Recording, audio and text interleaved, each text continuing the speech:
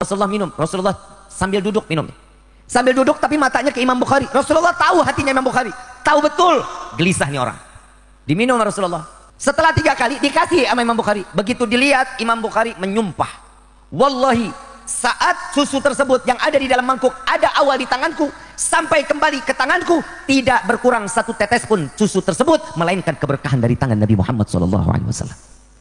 Enggak berkurang. Berkah nggak tangan Nabi? Baik. Jadi yang pertama Rasulullah Shallallahu Alaihi Wasallam itu wafat tahun 11 Hijriah ya.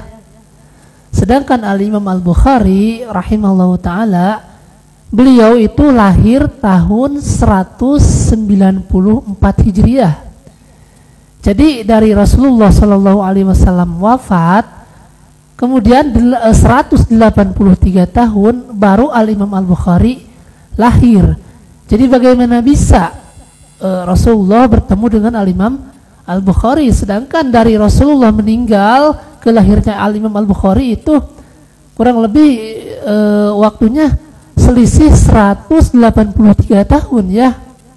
Bahkan dengan 4 imam mazhab pun itu Rasulullah tidak bertemu dengan Al-Imam Asy-Syafi'i, dengan Imam Malik, dengan Imam Abu Hanifah, dengan Imam Ahmad bin Hambal. Itu Rasulullah tidak bertemu. Sedangkan antara Imam Al-Bukhari dengan Imam Mazhab saja itu lebih dulu para Imam Mazhab yang lahir. Imam Abu Hanifah beliau lahir tahun 80 Hijriah. Kemudian Al-Imam Malik beliau lahir tahun 94 Hijriah. Kemudian Al-Imam Asy-Syafi'i beliau lahir tahun 150 Hijriah. Kemudian Al-Imam Ahmad bin Hambal beliau lahir tahun 241 Hijriah ya. Nah, dengan 4 imam mazhab saja Rasulullah tidak bertemu, apalagi dengan Al-Imam Al-Bukhari. Bahkan dengan tabi'in, dengan tabi'ut tabi'in itu Rasulullah tidak bertemu. Sebab yang disebut sahabat Nabi itu orang yang bertemu dengan Rasulullah dalam keadaan beriman dan meninggal dalam keadaan beriman. Jadi kalau bertemu dengan Rasulullah itu sahabat namanya ya. Bahkan diterangkan di dalam hadis yang diriwayatkan oleh Imam Muslim, kata Rasul sallallahu alaihi wasallam, tidak ada seorang pun di muka bumi ini yang bisa hidup 100 tahun dari mulai malam ini, kata Rasulnya. Nah mungkin yang dimaksud oleh kiai tersebut atau habib tersebut itu bukan Al-Imam Al-Bukhari, tetapi Abu Hurairah radhiyallahu anhu.